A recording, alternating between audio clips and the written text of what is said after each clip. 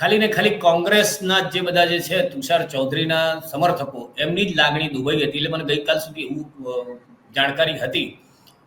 તો હવે જ્યારે બધા જ સમાજના છે તો એટલે બધા જ પક્ષોના લોકો આની અંદર જોડાઈ રહ્યા છે, તો આ આગળ હજી કેટલો વિવાદ વકરે એવું લાગે છે. જો આનું છે ને એક મેહુલભાઈ એક ઉદાહરણ આપું હું તમને.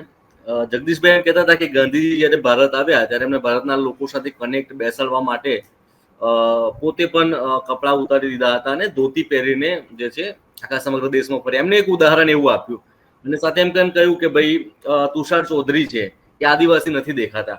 હવે તુષાર ચૌધરીનો સામાન્ય પરિચય એ આપી દો કે તુષાર ચૌધરી પોતે MBBS ડોક્ટર છે, બરાબર.